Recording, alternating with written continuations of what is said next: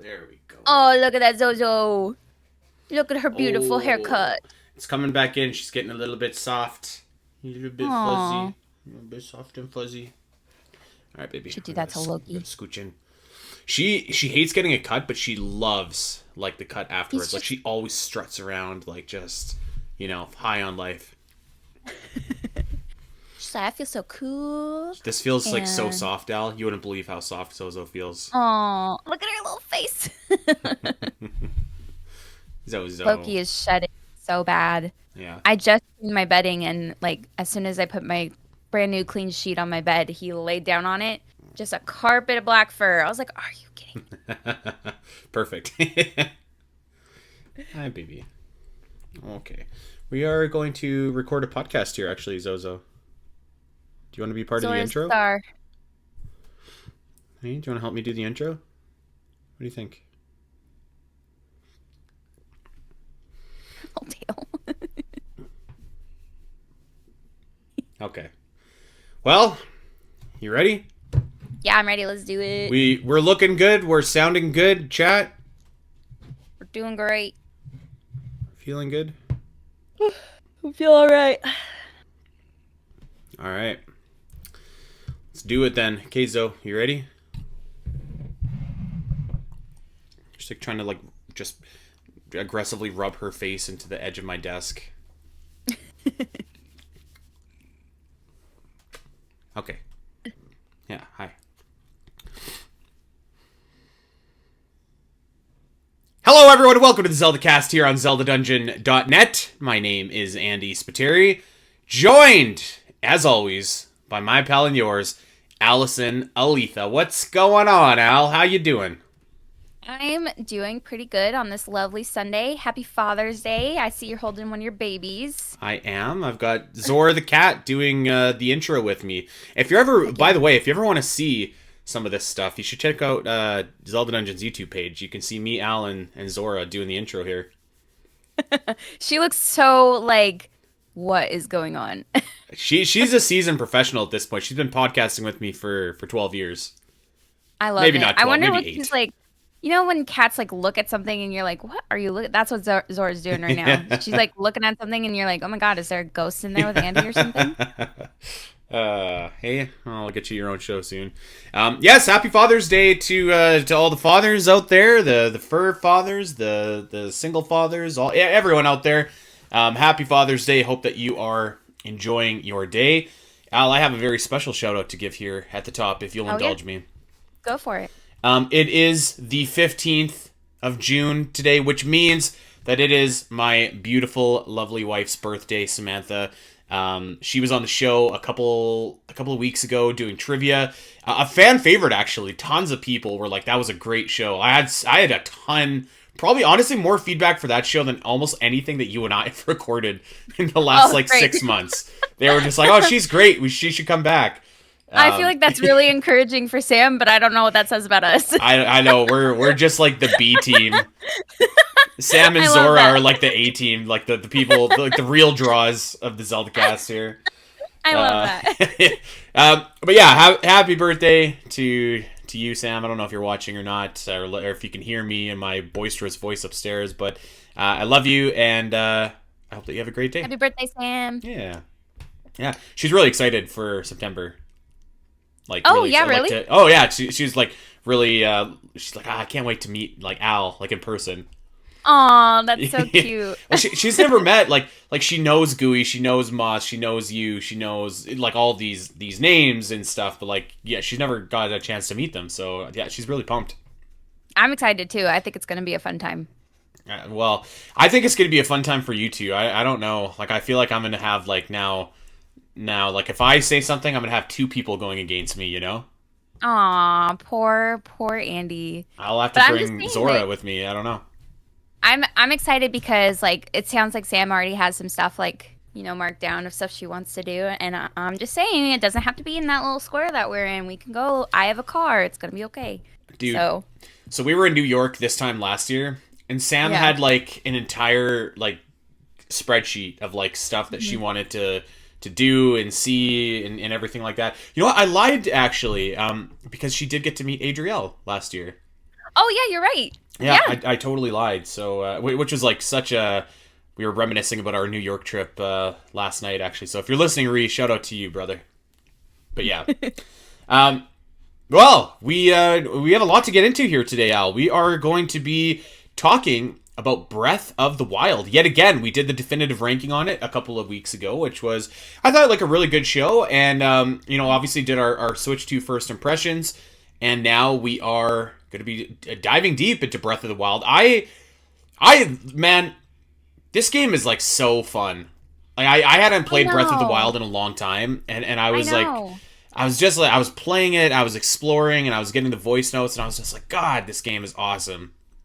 I was kind of playing it, and I was like, I got a little like misty-eyed. I wouldn't say I cried, but like I was getting there, and I was like, man, I love these Switch Zeldas. Like they're just so fun, and the magic of them is just exploring and just like even like I had a file where I was halfway through the DLC, so I had completed the game. I was halfway through the DLC, and I was just like, I still have so much to do. I actually found last night, I found like a side quest. It's like not an official one that you get marked complete, but I found like this mini game side quest that I'd never known about before. And I was like, how am I still discovering stuff about this game? You know, it's almost a decade old. It's insane. So yeah, it is insane in and of itself. Right? It's a decade old.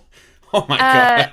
I mean, I love these games. And so yeah, we'll get into it in this episode, but getting to play them again is just so much fun. Yes. So this is the plan, the rough plan here. We're going to talk about Breath of the Wild Switch 2 edition today, and including the voice notes. We'll talk about some stuff that's stuck out in the voice notes. I didn't really have anything in particular that jumped out at me, although I still have about 20 to go. I have not got to complete all of them, so we'll talk about that today. Some of the technical upgrades, the other stuff that you can do in the like in the Zelda Nintendo app. We'll get to that. The goal is to do Tears of the Kingdom next week, although that is a lot meatier than this game. But I think that will hit that goal because I'm on vacation this week and I'm really excited. I have a lot of time to play. Yeah, when we were talking about it, I was like, oh, I'll do my best. and that's okay. I'm not on vacation, but I don't think we need all of like the notes. A lot of them are. I think it would be fair to say tidbits rather than anything of like real substance, but that's okay. So yeah, we'll get into that. So we're gonna do Breath of the Wild this week. We're gonna do Tears of the Kingdom next week, and we'll see if there's going to be a June Nintendo Direct or not. I don't know what my Zelda percentages are saying about this, to be honest. Like we were just talking, and I was saying like over on Omega, Doom is like very, very confident that there's going to be a June Direct, and history would tell us that he's right. I don't know. I don't feel as strongly about it, and I'm not saying that it won't happen. It could literally be announced tomorrow.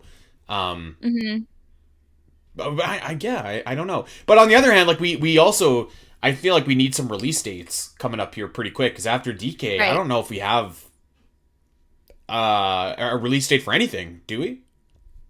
I don't think so. I feel like my Zelda's percentages is we would get a release date for Age of Imprisonment, but I don't foresee seeing a lot of any other Zelda news, except maybe, I didn't look, but I think there's a Switch 2 edition of Echoes. I don't know if that's out yet. Somebody can tell me if it is. No, but I think there's you're talking Echoes of Wisdom, right? Like it's just the upgrade. It's not like an actual like Switch 2. Got you. Kind of not like Breath of the Wild. Was just an upgrade. Yeah, exactly. Okay. Okay. Then like that. Then literally the only thing I could see in a June Direct, if we have a June Direct, is news about Age of Imprisonment. Well, yeah, I wouldn't anticipate necessarily any Zelda news, but like I want my release date for Metroid Prime 4. I want my release date for Pokemon Legends. They have the release date for Pokemon Legends. That's right. In October. That's right. Like a shadow drop of it. Yeah, of the announcement. Speaking of shadow drops, actually, they also shadow dropped. There's a new Splatoon game coming, and it's like a spin-off, like a single player. It almost looks like you're on a deserted island. It's like you got to get your way out of there. I don't know what it was called, but it looked very interesting to me. I've always kind of said like I really like Splatoon. I think it'd be a great single player game. I think that I think that that's going to be a lot of fun. But it was just kind of like this random Twitter drop, which is another reason why I was like, man, that would have been a good thing to show off in a June Direct. Like, so that's kind of why my Spidey senses are not tingling as much as maybe they usually would. Yeah, I just wonder if like they're so focused on the Switch 2 launch or have been so focused on it that they weren't planning to do a June Direct. I think I I think mentioned that's this a few possible. weeks ago. But I mean, we'll see. Like maybe it's kind of funny because we're like, oh, patterns, patterns, but I feel like Nintendo never follows their own patterns, so who Yes, knows? they're they're hard to nail down, aren't they? It's like honestly annoying too because like as for us or for the writers of Zelda Dungeon, it's like we try to anticipate when to be ready for this kind of stuff and we just can't. Like it's Well, impossible and the sometimes. worst thing too is like, we have jobs, and Yeah, so we have like, lives. Like yeah, those jobs you ideally want to be able to cover a Nintendo Direct and stream it and enjoy it with your audience and react to it in the quickest manner that you can. But when Nintendo is just like at 8 p.m., they're like, hey, in 12 hours we have a Nintendo Direct at 8 a.m. You're just like, damn it, I why have why? work. Yeah, exactly. Oh my God, it would be even worse if it's on Thursday because I'm not even working Thursday, but I have errands to do. Like I have stuff I have to do on there. I wouldn't be available at all. So, oh my Um, gosh, Nintendo, just let us know. Thursday it's either a Tuesday, a Wednesday, or a Thursday typically. The I core know. days, Al, of the week. I know. But even still, I just wouldn't be available. I'd be at working or this is a busy season for me. I'm just like there's the marathon coming up and I'm part of the admin team, so I'm planning all that. And then my sister has a baby shower in a week and a half, and so that has taken up my whole life. And listen, I'm so excited for my sister, but I'll be excited when this baby shower's over. So it's like, man, this is not the greatest timing for the Switch 2 to come out, for Directs to be coming out. It's not great. I mean, it's exciting, but it's just not good timing wise. Well, I could appreciate that, and I would also say this, like, it's kind of good then that the Switch to we kind of talked last week that how it was like a very like matter of fact kind of launch, you know? Yeah, that it didn't have like a huge release for us. Yeah, yeah. I agree. It's probably a because even and I think we'll talk I'm about the sorry, I Breath of the cut you Wild off. and Tears Switch 2 stuff, but like even that is super exciting, and I don't have time for that. So Hmm. I actually think like it's been a pretty matter of fact launch for like even like non Zelda, non Metroid fans. Like Mario Kart is a great game, but it's also like a pretty easy commitment game to make as well. Like you just yeah. drop in, you play, and you're done. Like Mhm. I did all the cups on 50cc. I beat Rainbow Mhm. Road, and I was like, I think I'm okay with Mario Kart for right now. Like that's like the Yeah, that's kind of extent the of my same. desire to play. That's the same vibe I have. I'm thinking my brother and I will get to play a little bit more tonight, but like not much. So, and I did the 50cc as well. Like I'll play this online like with friends and stuff like that, but Absolutely.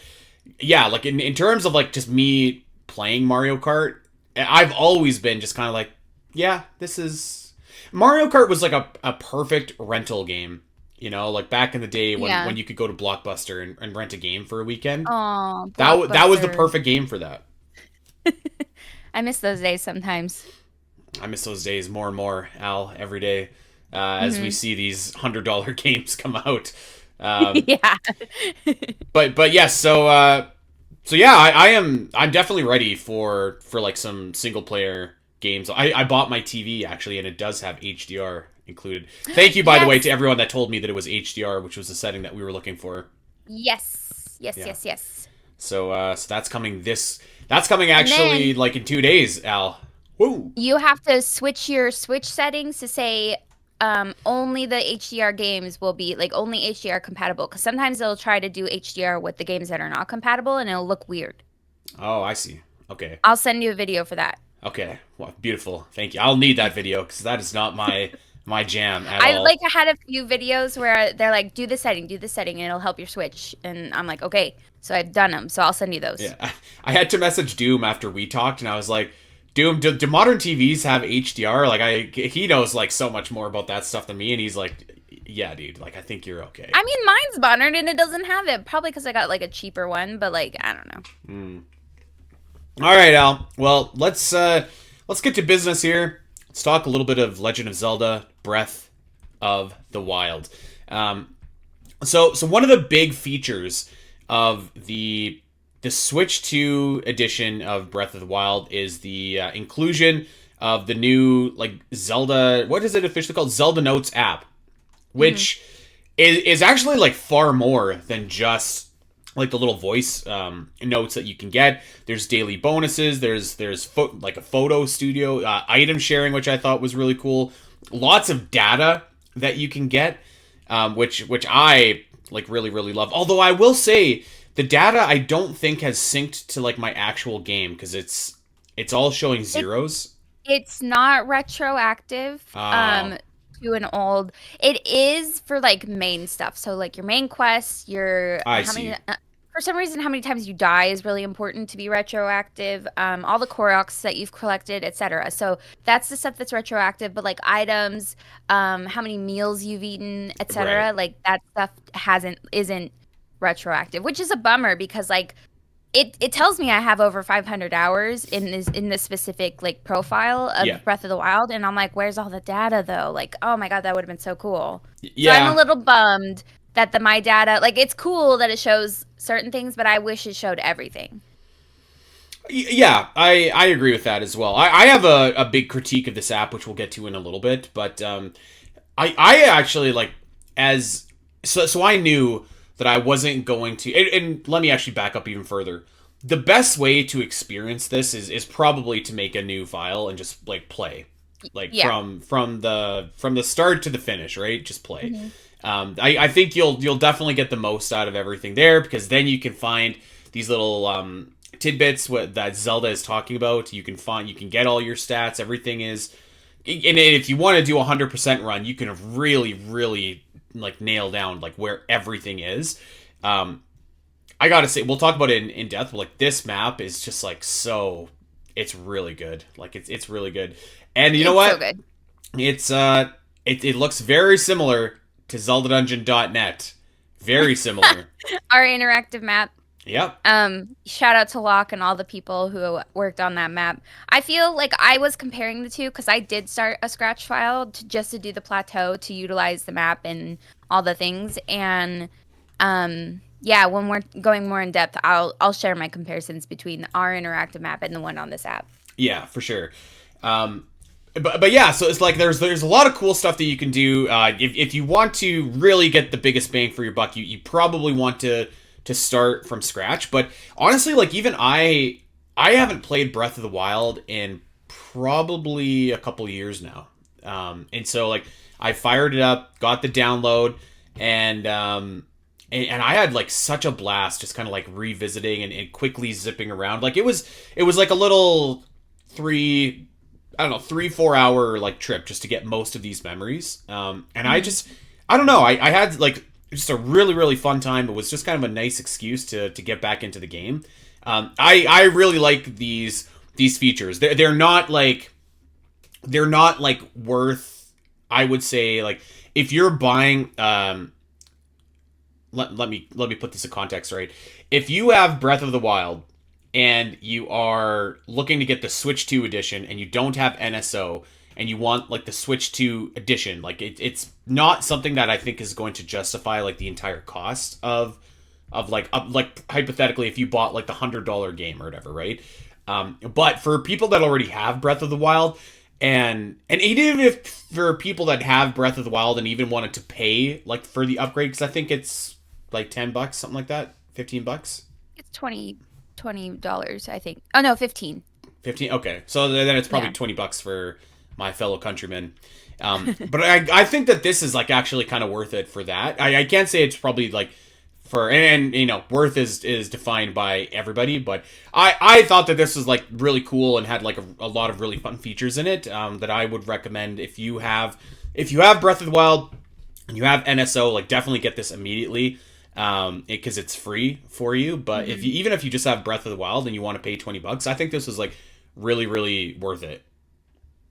I think so too. I mean, there's there's a part of me who's like, man, I really wish like everything that is happening with Breath of the Wild right now happened when it originally came out, like this Yeah, app, like the updated features, because there is a part of me that is like, I did spend over 500 hours in this game, at least on one profile. I had another profile where I did other 100% runs, so who really knows at this point? But like, I've spent so much time in this game, and as much fun as it's going to be to get back into it and utilize this app, and as much worth as that's going to be to me, there's a part of me who's like, I've already done all this. I really Yeah. wish that I could have used this initially.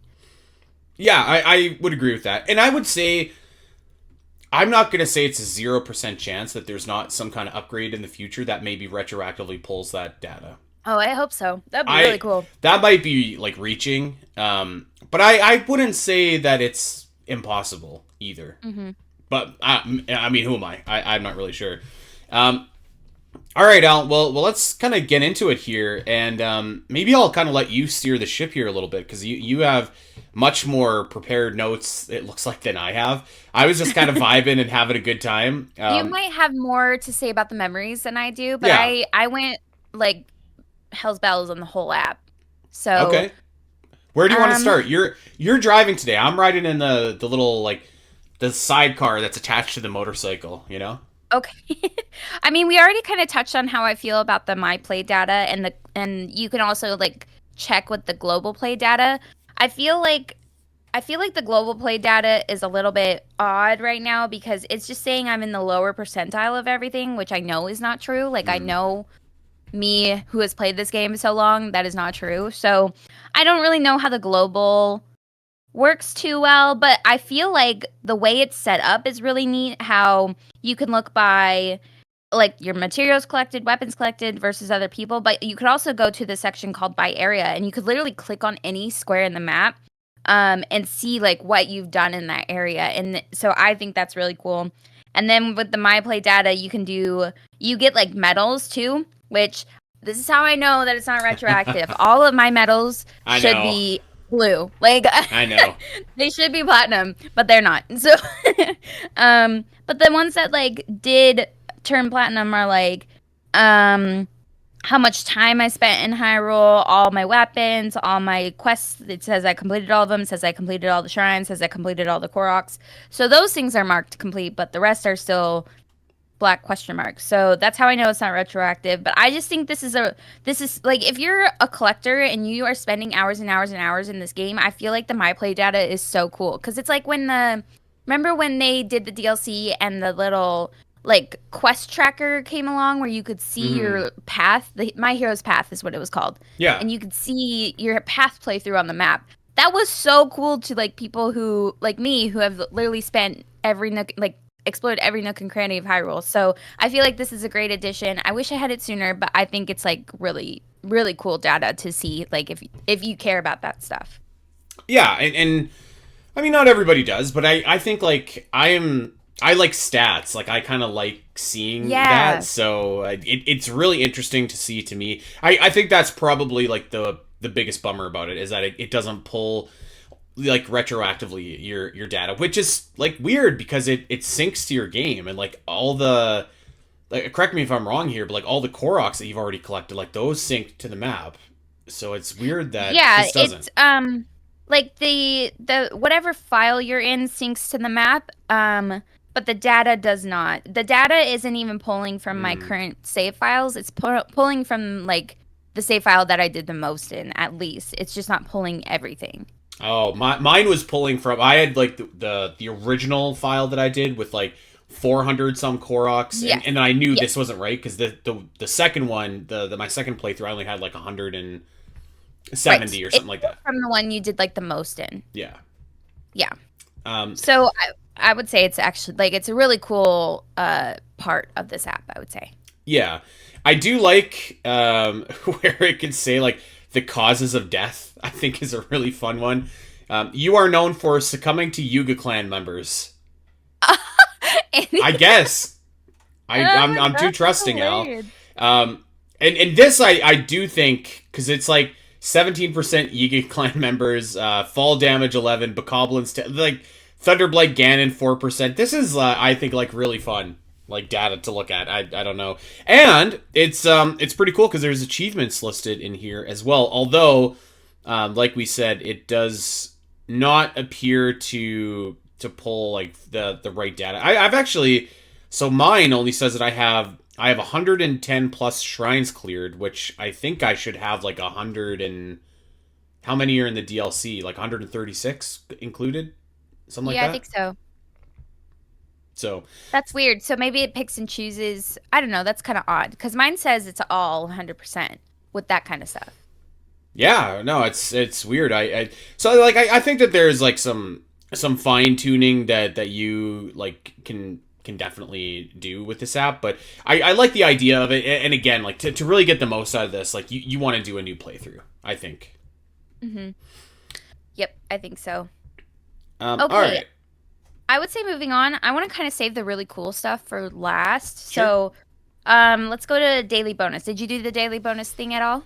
I did. I've got a like hasty potion or something like that. Ooh, I love hasty stuff. I, Speaking, you know I what? just did it again, and I got another hasty meal.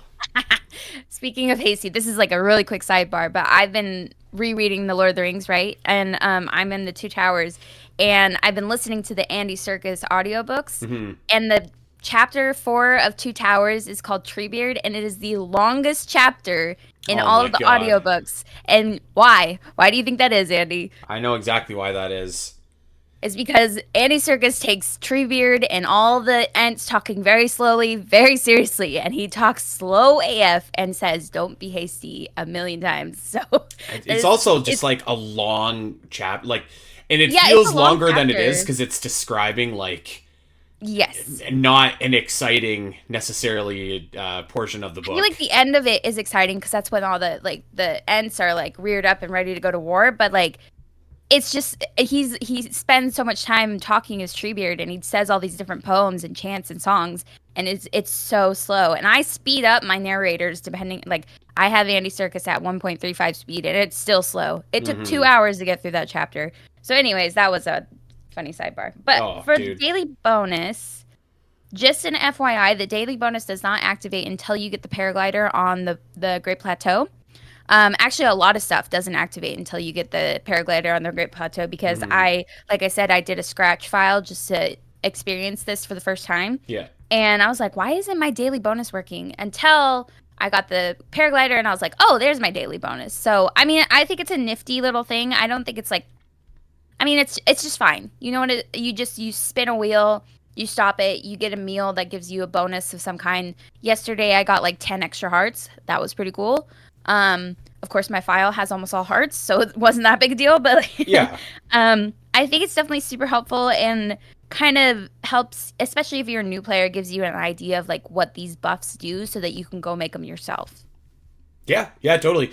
I thought that it was just like a neat little feature. You know what it reminded me of was a much easier way to get like your your daily bonus amiibo scans because like you would all Yeah, like now you yeah, wouldn't get like elixirs but you'd get like meats and stuff like that that you could go and right. cook.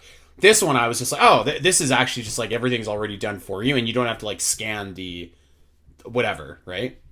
Yes. And like also everything is really connected between the app on your phone and the Switch and Yeah.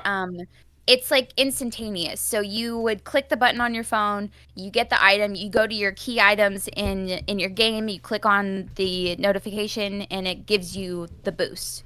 So, and I would say this is the same for all the different aspects of this app is like it's all instantaneous, it's all happening at the same time, which I think I mean, I know we live in 2025, but I feel like that's a really cool thing that can be done that you can Hmm. connect your Switch to your phone and have them be acting in tandem.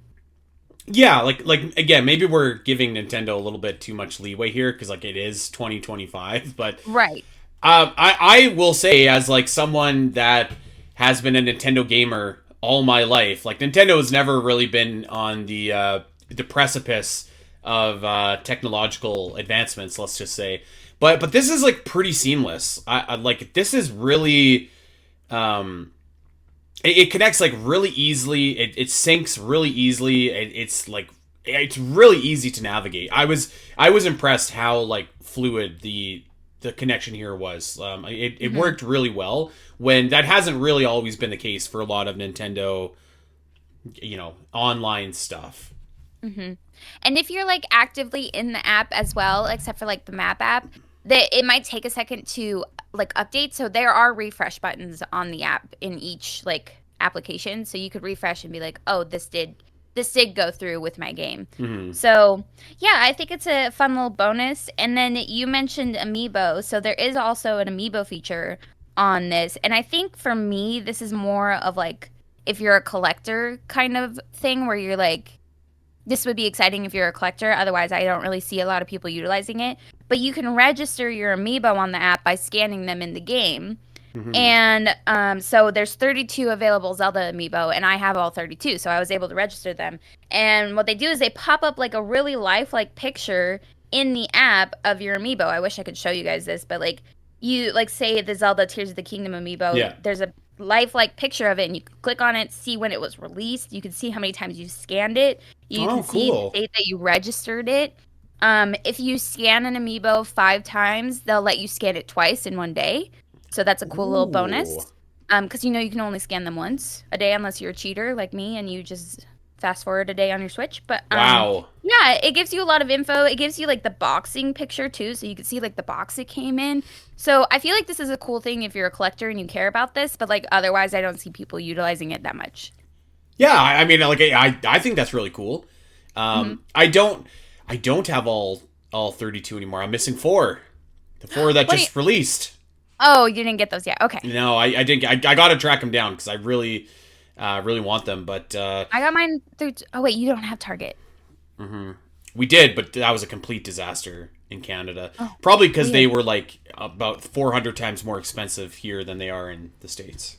Yikes. Yeah, Well, I mean, I think Walmart and GameStop have them, and maybe Best Buy. yeah. I'll go take a look. I actually, yeah, I got to go to Best Buy to get some stuff. So maybe I'll see if they got Drip Nobo and the rest of the gang there. Dribnobo. It's not Dribnobo though. I know, I know. No, I think But that's a really cool feature. I like as someone that's I wouldn't say I'm a collector. I guess I'm like a collector of Zelda Amiibo. So like I like to yeah, see that kind I of don't do like the rest. archive there. It doesn't let you register any other amiibo. It's just the Zelda ones. So Makes just in case sense. you try, Yeah. even though like other amiibo will give you stuff in the games, like meat or not cheese, but like herbs and stuff, which is fine. It's just that it won't give you anything on the app. So I I think think it's that's really fair in cool. a Zelda app. Yeah, I think like the registration of it was really fun. I think the fact that they give you the actual like life image in the app is really cool. Yeah, I think it's a really fun way to collect and like show your collection of the amiibo. Hmm. So that was fun. And then another like not as exciting feature to the app is I just think it's okay is the photo studio. Did you get a chance to mess with the photo studio at all? Not really, to be honest. That one didn't really like appeal to me so much because that's not really like Same. my Yeah. thing, you know. I'm kind of the same, and I feel like a lot of games, especially Nintendo games, Pokemon games, Zelda games, utilize this kind of like selfie mode or this camera mode where you can Hmm. take pictures and stuff of the world around you, of Link interacting with the world, etc. I think that's fun, but that's never really been my thing. So with the photo studio, you could take those pictures that you take with the with your Sheikah slate, and Hmm. you could send them to your phone, and then you could just kind of mess with them, add a border, add a little sticker or a logo. I had this picture of a donkey at Terrytown, and I put like this cute little goddess statue next to it, and it says Zelda Breath of the Wild. I mean, it's Oh, cute, but like okay. I don't see myself doing a lot with this. I feel like this would be a hit with a younger audience. And then you could also post directly from the app too, so that's pretty cool. There you Like if go. you wanted to post it online, or well, I Honestly, should say maybe that's you the could give easiest it to way your now to phone. post a screenshot from, for because like I don't think you could post directly to like Twitter. I don't know if you could post directly to Facebook anymore. Like once you used to be able, if you took a screenshot, to just share it right away, which is a really great feature to have. Well, one of the you could still send to your smartphone. I Oh don't know if yeah, you but that's such a share. pain. Well, here's another little thing. This is outside Zelda Notes. This is with your NSO app. There's a setting in your Switch where you can say you will send your videos and your images directly. Like it'll as soon as you take it, it goes to your NSO app, and then you could download it from your phone. And it's much easier than doing the QR code thing that you did on the Switch. Hmm. Okay. So there's that. Okay. If you want to do that to post. So, I mean, I think there are certain people that would really find the photo studio exciting. I don't. I think it's okay. Yeah. Um, I think it's great for people that are into to that. That's not necessarily like my cup of tea, but hey, I bet you we see a lot of really fun pictures in the like the Hmm. caption contest, and I don't know if like Artists of Legend over on the website is still going on, but like that'd be the type of thing that I think would be fun for that. Hmm. Yeah. Very true. Very fair. The next thing that this is something that I really liked about this app is the item sharing. I think this is so cool. So I will say it took some finagling to get it set up, and to be fair, I totally skipped the tutorial, and I was like, what do I do? Why is this so complicated? It's because I skipped the tutorial. So pay attention to the tutorial. Don't be like me. But Catherine and I got it set up, and you can like add people so that you could see their. Basically, you have a box like what's the like the share box or whatever that you can do online, or like a Google Drive or whatever, Hmm. and you can send stuff from your game to this box. You deposit it into the box, and then you could also withdraw it if you wanted to. But you can then go onto your app and share it with people. You could send it to their boxes instead. And so you receive it. It's instantaneous. It happens really quick. She sent me a star fragment. I sent her, I don't remember what I sent her. But I feel like the biggest importance of this app is there's now Mm. two save files on the games, you can share items between the two save files. You can deposit That's it into nice. your box and withdraw it from the box on the other save file. So let's say I start a new save file of Tears of the Kingdom here coming up in August, and I'm like, man, I spent hundreds of hours in Tears, and I have tons of Lionel gear and tons of um, gems and tons of rupees. I could just send it from my 100% save file to my new save file. I think That's that really is nice. so sick. Like, I think that's so cool. Um, yeah, like I didn't have an opportunity really to use this yet, but I could appreciate like the opportunities that it would present. I that is actually like what you just said is really interesting to me because like for me kind of as a collector, like I would love to send some of those items that are amiibo drops like from one save file to the Mhm. next, like the like I the can't classic say shield and that. stuff, you know. Yeah, I can't say that the like clothing sends. I don't. We didn't really try, so I don't know if that's one of the. I think we did try I and it think didn't that work. makes sense But though. the weapons you can. So like the amiibo specific weapons you can. And you can't send them until you get the sailcloth, I would imagine, right? Yes, I would Yeah. imagine that for Tears, but for Breath of the Wild, it's with the paraglider. Yes, I wasn't able to use item sharing yet. Yeah, I could see that because I think like if you're able to send like really maxed out armor and clothes and that does kind of defeat and not defeat the purpose a little bit, but I could see where that restriction does make sense.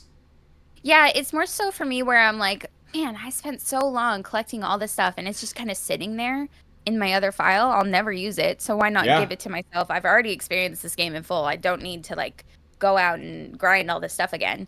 So I just think that's really cool if I could have like a brand new save file and get some rupees too in Tears because the economy sucks Yeah. in Tears. So It really does. I dread replaying that game without the cheat that lets you duplicate your all I of think your there's a new rupees. one. I haven't taken my time to figure it out yet, but I got really good at that last one, I will I say. know, me too. It was nice. So You know, yeah, it looks like you could send weapons, bows, shields, materials like star fragments, food items, and rupees. that's good. I might need all of those, Al. Keep me in mind if I'm playing a new file. I Yep. would need that for Tears actually more than Breath of the Wild. I think I'm good for I Breath of mean, the well, Wild. we just have to add each other on our apps, and then I'll send you stuff. Okay. I thought that this synced to your. I'm learning new stuff here. I guess it does not sync to your friend list on the Switch.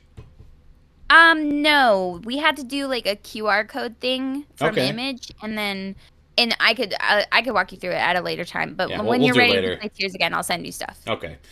All right. Let's move on. I do want to get to the map and the voice memory, and I don't know if you were gonna talk about this, but I also want to talk about just the visuals as well. Yeah, so I would say that we are ready for like the map and voice memories now. I feel like those are the two best things out of Yeah. this, so I wanted to save it for last, but we can Yeah. talk about visuals. Well, let's do that really quick because Okay. I mean, I'm not like a techie guy. I don't have like a ton to say about it, but what I will say is this the upgrade looks awesome. It Yes. looks awesome. I ran around pretty much the entire map and like man, oh man, oh man. And I was playing on handheld mode even, and then you can notice it. So I'm really excited to fire it up in like dock form on my new TV coming on Wednesday and really see like how majestic this actually looks because I it's weird because like you almost don't see it after the first couple of minutes, but that like those first couple of minutes I was just like holy smokes, like this looks really incredible. So yeah, I would say again, like if you have NSO, go and get this upgrade pack like right away because it looks really really nice.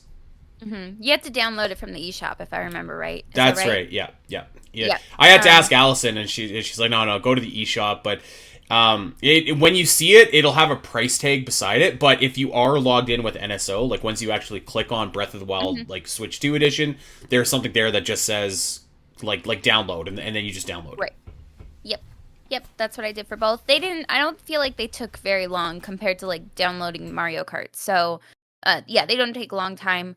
But I agree. I think that like the upgrade in the visuals is worth it. I feel like the upgrade in the load times is amazing because I'll Yeah, tell you what, as a speedrunner of Breath of the Wild, like those load times are going to save a lot of time. So yeah, that's really exciting.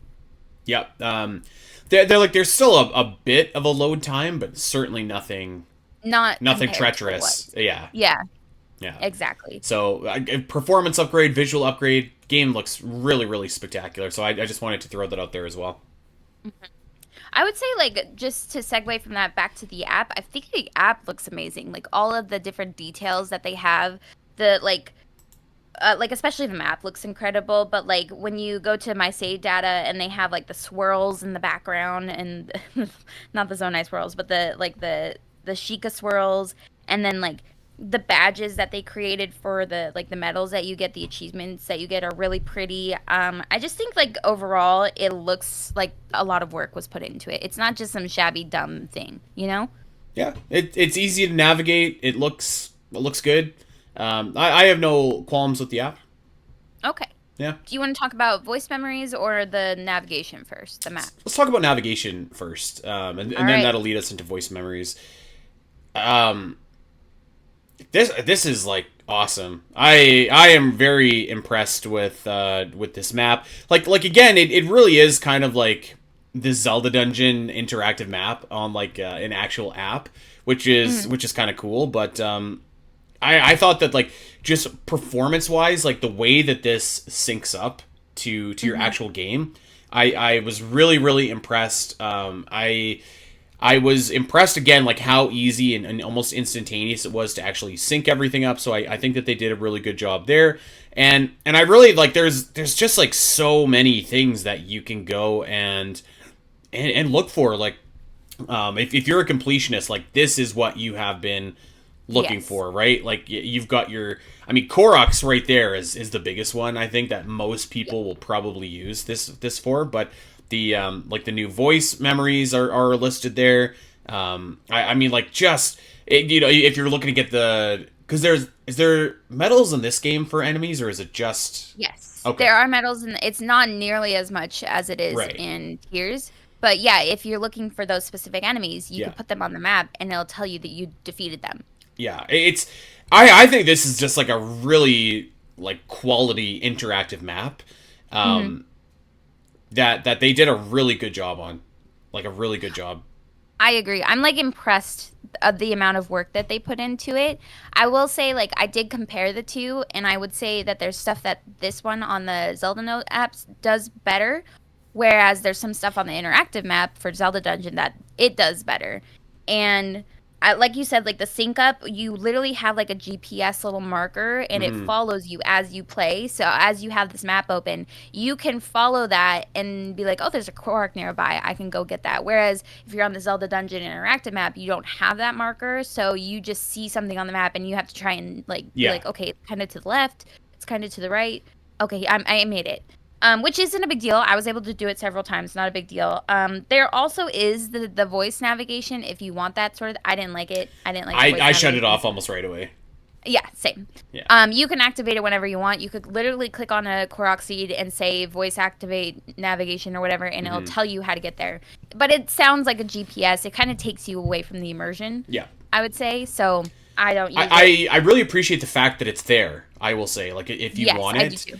I will say, like, generally speaking, the way that I've been doing this is like I actually don't click on the actual item itself. I just look at my map. I zoom in if I need to, and usually I just find it. But I will say I do appreciate that the option is there anyways, because there was one or two where I was like, I'm standing right here. Where is this thing? And then I clicked on it. It's like, go down. And I was like, oh, okay. I guess I got to go down. I think it helps for like for people who might struggle too with any of this, the accommodation that it gives to some people who may struggle, and like giving them direct direction, for lack of a better word. I think that's really cool. Yeah. One thing I would say that the Zelda Dungeon interactive map does better, even though there isn't like a GPS marker, is that when you do click on stuff, like say you click on a Korok seed or you click on a shrine, we do have links to everything, and it'll tell you how to get it if you're struggling. So like this map doesn't do that. It doesn't take you anywhere to tell you how to defeat this or beat this shrine if you're struggling. But the Zelda Dungeon interactive map does, which I think that takes a lot of work and is really cool. It does. I mean, like that. I will say, like, it's a different function, right? Like this interactive map is not necessarily like a walkthrough. It's just a map. Whereas our advantage at Zelda Dungeon is we have both. Like we have the map and we have a walkthrough. So there's opportunity for us to like cross pollinate those two together. Which I think is like a really, really strong feature as well. And I would say that is another like advantage that we have. Like I would agree with you there. I'll leave it at that for now. Yeah. And of course, this is more so for like newer players, because if you've played the games in full, you've done all the Koroks, you've done all the shrines, you kind of know your way around at this point. But like having that with Zelda Dungeon was really cool the first time. And again, that's another thing where I'm like, dang, I really wish I had this app the first time I played these games. But overall, I think this is like a really impressive map. I love having it like open. It's a great companion to have on your journey. I feel like it also gives you, if you're like trying to get that 100% on the map, it gives you all the discoverable locations, which our map doesn't do, unfortunately. But like, I feel like that was really important for me, because this is a really big map, and it's worse in tiers because you got 3 levels at that point. But like, when you're like, oh my god, I've discovered literally everything. What am I missing? This app will tell you, which I think is really important and really cool. So yeah, and one of the best things too is so you can like pick and choose, right, what you have available. You can also pick and choose like spoiler stuff, so it'll tell you, like, it won't tell you the region until you like get there. Which I think is important if you haven't experienced the game yet. So I love that option. But I think the best part is like, not only does it track your movements and follow you, but say you find the Korok on the map, it'll mark it complete for you. It does it for you. You don't have to do that. And then you can like hide the stuff that you've already found, which you can do on the ZD map too. But I just think it's so cool that you could literally, like, it interacts, and it's like you just beat a shrine and it gets rid of the shrine for you. I think so cool. That's the single biggest advantage I think that this map has over the ZD one. Like even beyond like the marker, like the problem with interactive maps is like you have to like keep that data up to date if you want it to be accurate. Whereas this one, because it syncs, does that for you, which I feel like is so, like, especially for Koroks, like just so huge, you know? Yeah. I do have a critique about this app. I'm interested.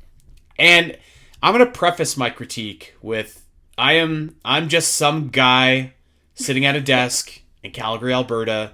I've never made a game in my life. I've never made an app in my life. I don't know anything, okay? I want to preface what I'm about to say with that. My critique is that I think the app is amazing. I think that it adds a ton of value to Breath of the Wild. I feel like in 2025, especially for like $100 Breath of the Wild 2, Tears of the Kingdom 2, Nintendo Switch 2 edition, there had to have been a way to get this map and frankly all of this stuff into the game without having to have your cell phone open to do it. I don't know on a technical level how that could be achieved. If it maybe there is some way that it couldn't be achieved, I don't know. But I will say that is my critique, is like, I think that all of this map though, and definitely the voice notes, that should be in the game. I like there's a weird kind of disconnect. Like when I am playing and I'm on my map and I'm getting a voice note, and the voice note starts playing on my phone, but I'm still schmucking around in the Switch. It feels just like a touch disjointed, and I feel like this should be. I feel like this should be in the game itself. Like I feel like I shouldn't need an app in order to access all of this, which is like. I don't know, like I was kind of thinking about it and I was trying to put my hat on, my business hat, and I was like, is there a reason that this isn't in the game? Aside from technical, which maybe that's the reason, but like, it's not like you have to buy this Nintendo app. I don't think, right? Like it's not like they need to push anything here. It's not like there's ads in the app. Like I think, yeah, I think that this should be in the game. And maybe that's just like a boneheaded thing and like it's not something that's technically feasible. But I don't know. Something tells me it is technically feasible, maybe. I think it should be in the game.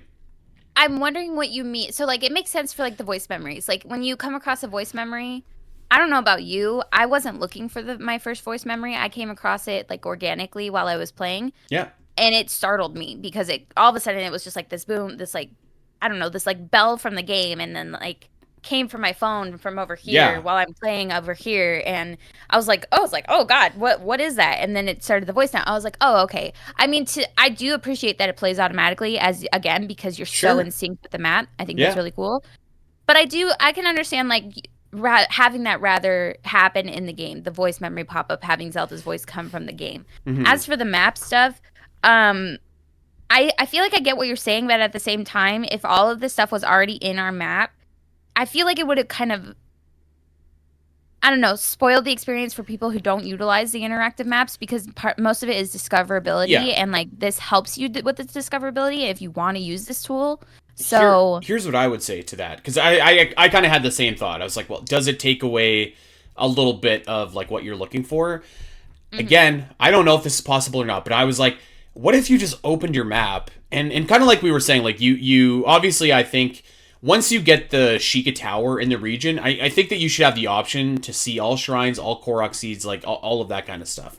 But I think that when you open your map, like you should be able to have like a little toggle that says interactive map on, interactive map off. Okay. Yeah, I think it's as simple as that. And if it's on, then in the Akala region, if you got it on, then it's like, okay, there's all these Korok seeds, and maybe like when you turn it on as well, you have to then take the extra step to like go in and select like, I want Korok seeds, I want Lionels, I want, shrines, etc. Like I think it might be a good default to have it as like it shows nothing, just in case you know what I mean, you're turning it on to see what it's all about, because I do acknowledge like that could be like a spoiler issue, but I guess I just like, I'm weighing the pros and cons of it, and I think the pros are just like more than the cons in that scenario, and I think that you could get around it with some fairly easy things. Like I feel like what I just laid out like makes sense to me. I mean, yeah, I think that makes sense, and being able to toggle it on and off is really cool. I do wonder, maybe because like maybe you said it is a technical issue, because maybe it is. There's already so much happening in the game and already so much memory in the game. Like just imagine, like Koroks alone are 900 spots on this map, right? So that's a ton of memory. Then you have 36 shrines, we said. That's a ton of memory. You got 20 of each boss. That's more. So I feel like maybe it was like a size issue that wouldn't be possible. And again, I'm just like Andy. I don't know what I'm talking about, but like that makes sense to my brain. I guess I'll challenge you a bit on that though, because like that stuff is already on the map. You just have to find it. This just shows you where the location is on the map. I would say like the Koroks are and the shrines are, but like the boss fights aren't. The I guess the locations kind of are. The locations totally are. Of them, yeah. The name of them are, but like not like a marker saying go here, find this, you know. I just like Koroks are already on the map, shrines are already on the map, towers are already on the map. That's like 90% of the things that you like are tracking down. I would have to imagine.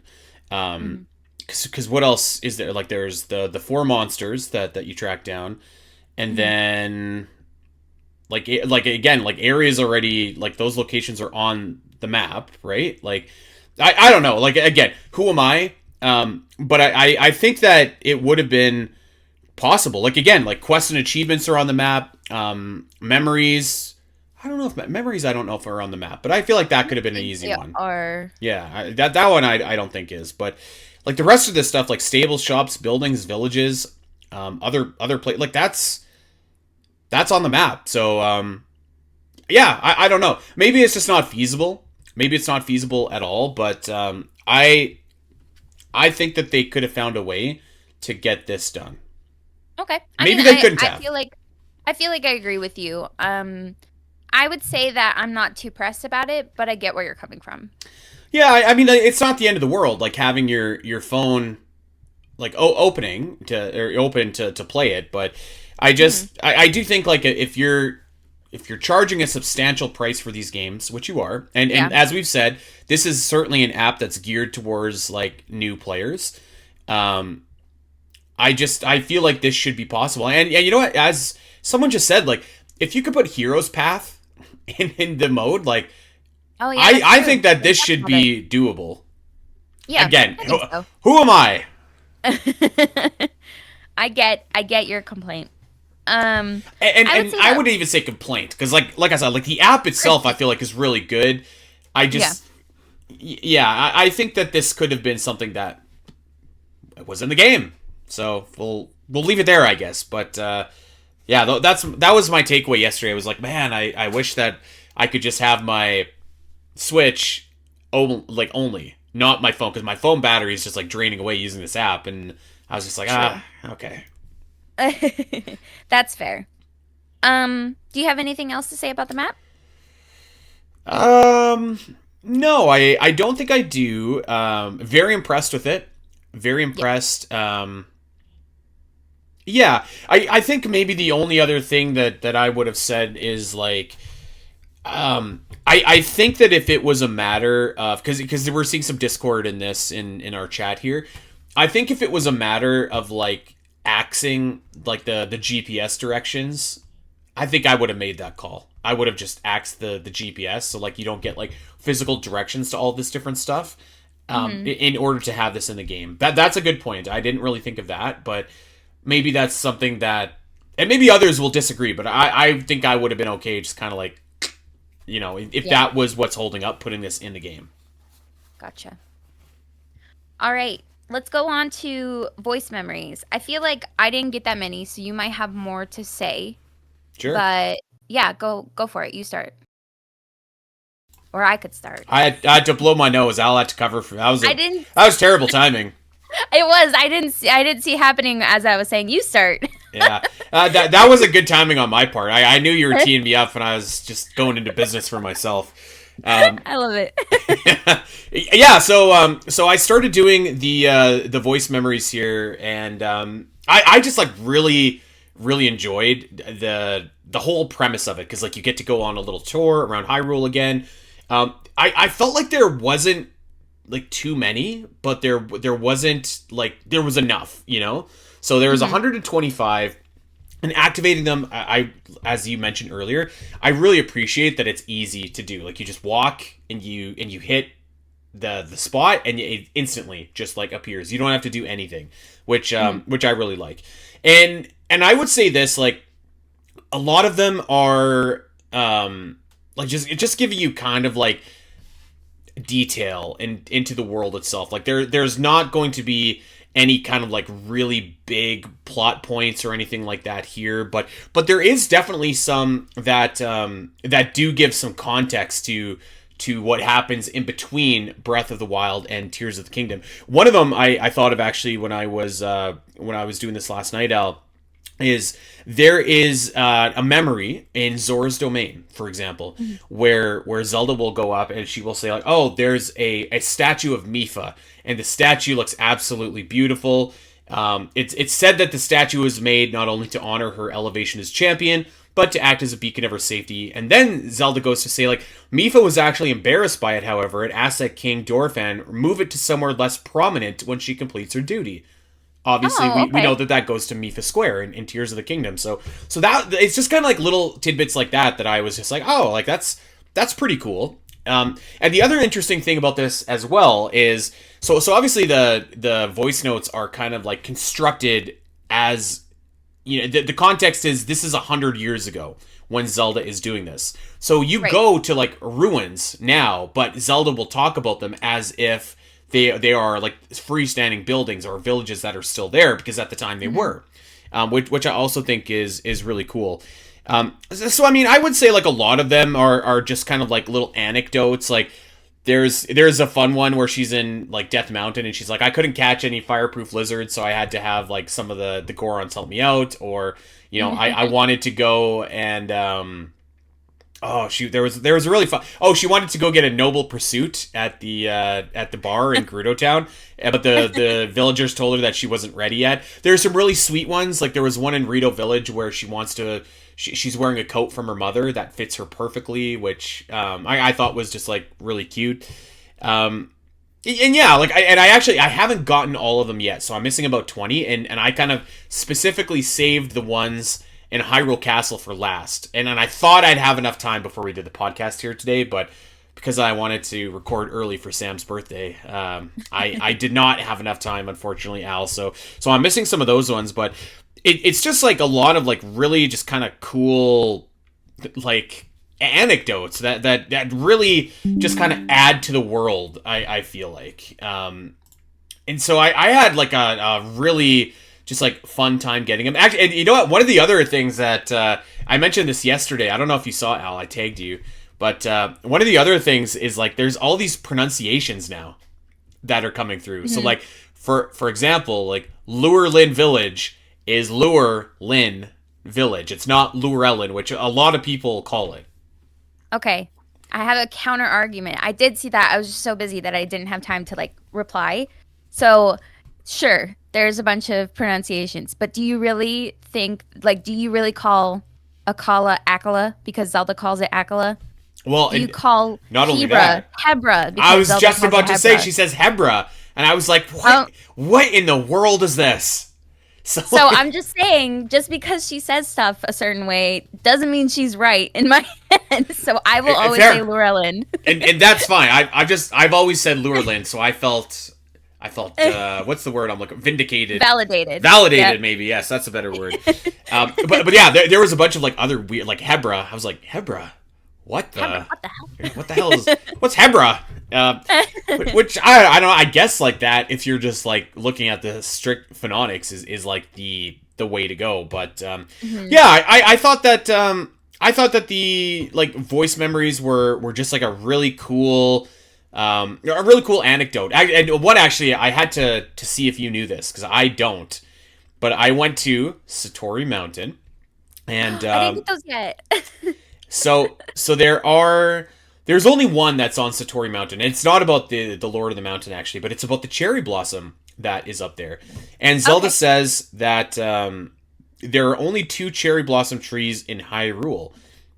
Are both of them on Satori Mountain? I don't think so. I think it's just one, right? There's the one on Satori Mountain, and I don't know where the other one is. That's what I was going to ask you, is if you knew where it was. And it's weird because in Tears there are more. There are more cherry blossom trees because those are the little spots that tell you where the caves are if you like give a not a sacrifice, yeah, you're but right. like Yeah. a present to the Lord of the Mountain. You're right. Yeah, I'm trying to think of where the other one is. I can't. I can't. Because I thought it was in Kakariko, but actually, so I went to Kakariko, and those are plum trees instead of cherry blossoms. That makes sense. Yeah. They kind of look like cherry blossoms a little bit, but I don't know. I guess there's a difference. Yeah, I don't know. I just like there's just like a lot of like really really cool anecdotes about like how the world was kind of shaped, how like the stables were originally integrated. I had like a really fun time getting these, and I want to say something else as well.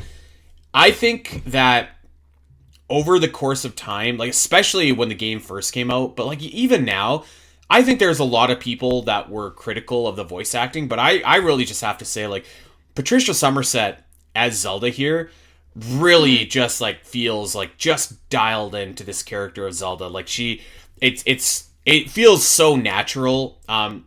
She does a fantastic job, and frankly, like this is a lot of voice work that she's doing here. Like it's probably more than she did in the entirety of Breath of the Wild. I would imagine, even though they're shorter, like little sentences and stuff like that.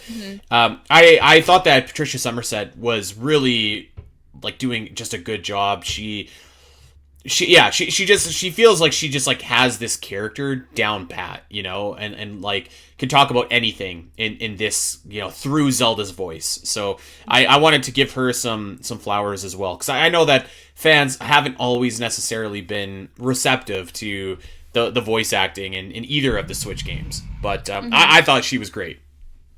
I will say, and I've said this before, like initially with Breath of the Wild, I wasn't all about Zelda's voice or Zelda as a character that much, but like as I grew as a person, and then as you see Zelda grow as a person, like through Age of Calamity, through Tears, like she became way like her voice became way more important to me. Her person became way more important to me, and I was actually surprised. I came across a memory I hadn't gotten in Breath of the Wild.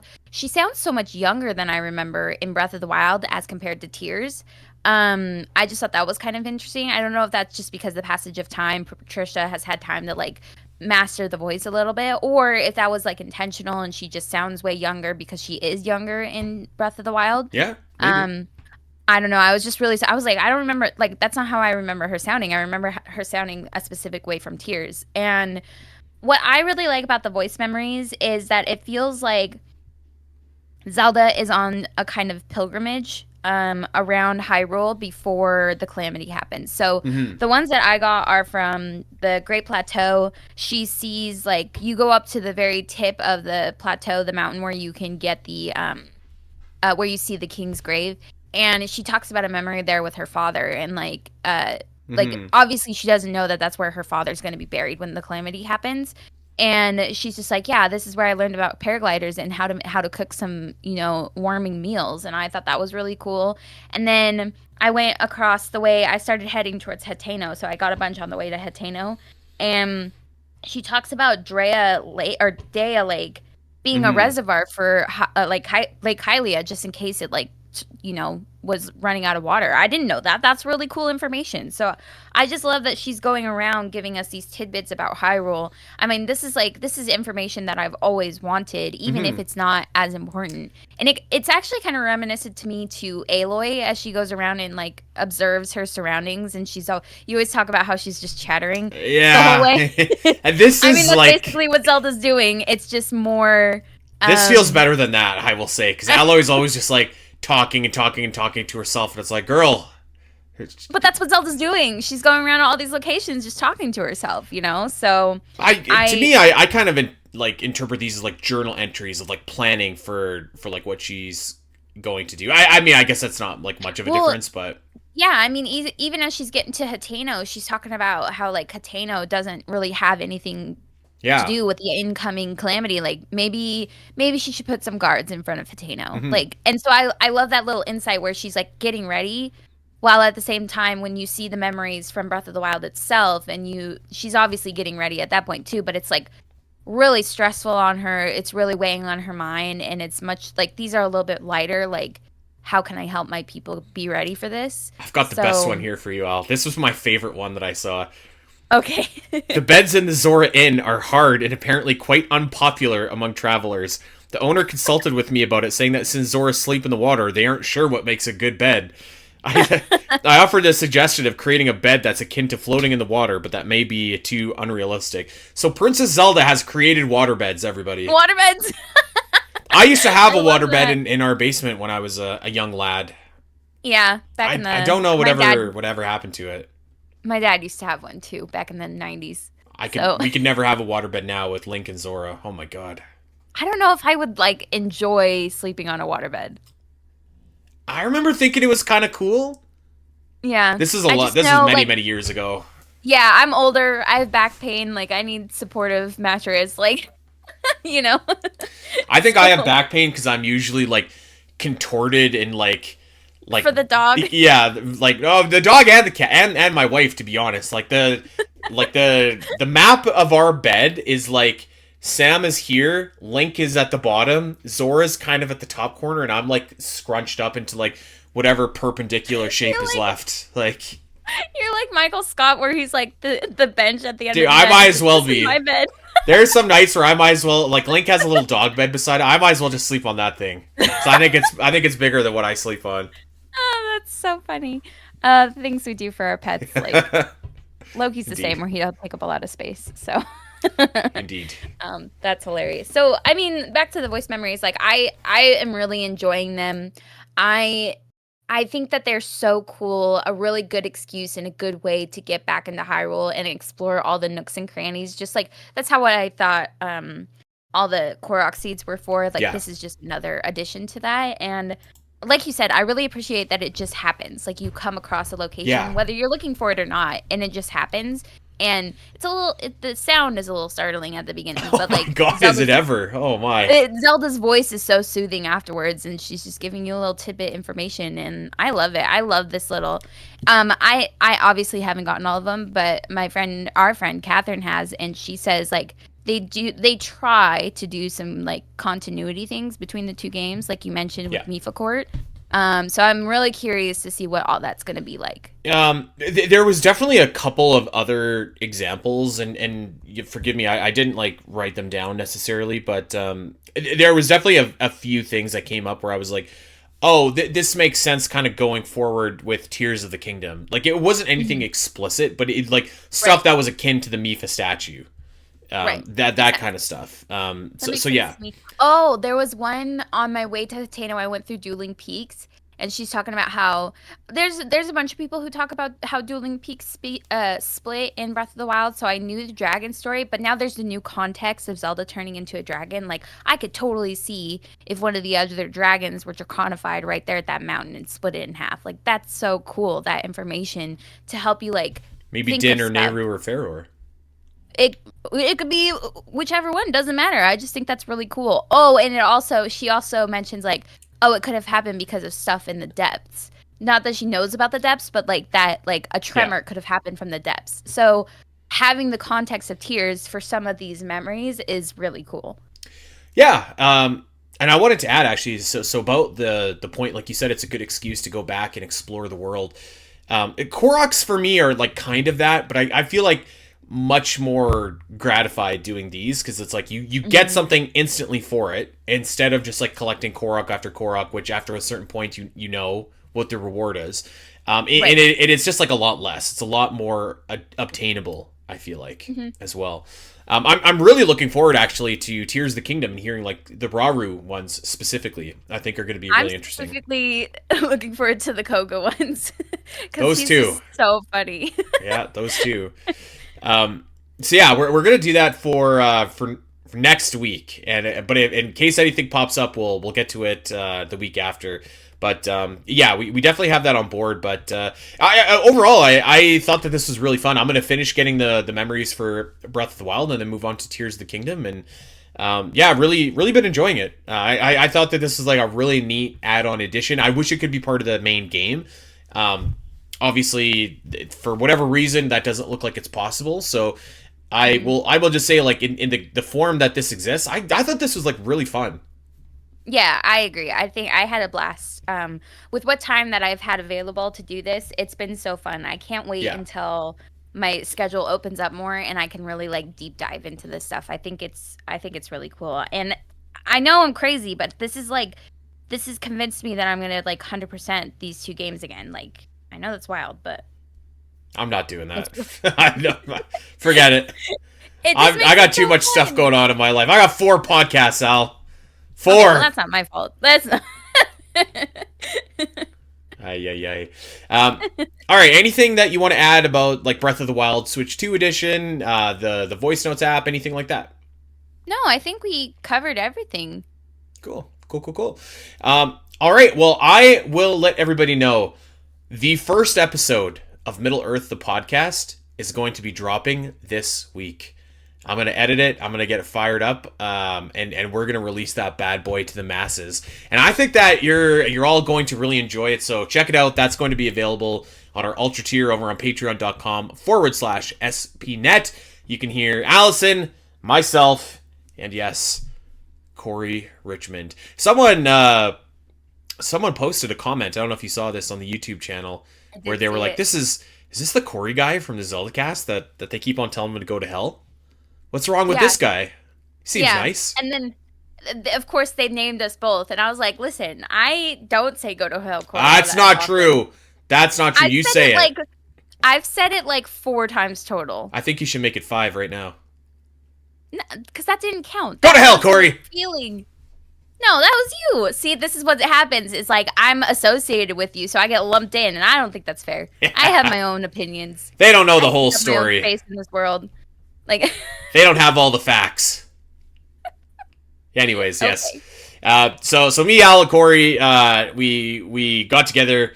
Our fellowship has recorded the first couple of episodes of this podcast. I'm really excited about it, so look out for that. That's over on Patreon, and I guess on that note, actually, we'll get on out of here because that is going to do it for the Breath of the Wild Switch 2 edition. We are going to be back talking about Tears of the Kingdom. We'll talk about the visuals. We'll talk about all the voice notes. We'll talk about any other kind of improvements that we notice or we see during that, and how that map can help us maybe get 100% in that just absolutely daunting content-filled game. So that's next week, unless we got a Nintendo Direct coming up. We do want to thank everybody for listening and remind everybody that you can check us out wherever you get your podcasts. Go like and subscribe and recommend and rate and review and all that kind of fun stuff. If you got a Zelda fan in your life, tell them where they can get their weekly Zelda fix. And if you want to take another look at a different interactive map, ZeldaDungeon.net has you covered. One of the biggest Breath of the Wild interactive maps, honestly, in the world. So go and check that out as well. If you are considering replaying the game, you can have 2 maps in a game. There you go. Give us a follow over on Blue Sky at Spiteri316, at Allison Aletha, at the Zelda Cast, and like we mentioned, patreon.com/spnet. That's going to get you access to a ton of Zelda content, including reviews of each episode of the Zelda cartoon. It's going to get you the backlog of the Zelda Cast top 10s, and it's going to get you over to me and Gooey's new show, the Zelda Cast XL, where it's just a couple of pals hanging around talking about Zelda, playing some Zelda Hurdle. Doing a lot of cool stuff. So we've had really great reception to that as well. So thank you for that. That is available, patreon.com/spnet. That, my friends, is going to do it for us. So until next week, everybody, take care. Bye. Hey, everyone. If you enjoyed this clip and want to see more of the Zelda Cast, make sure to head over to your favorite podcast platform of choice and subscribe. There are over 200 episodes in the vault that will provide you with hundreds of hours of Zelda content for you to enjoy. You can listen to us when you're on a walk, fighting Ganon, trying to sleep, whatever. And if you want to see these shows as they happen, make sure to head over to twitch.tv/the Zelda Cast, where you can watch our beautiful faces talk about Zelda every single week. Don't miss out, and we'll see you next time.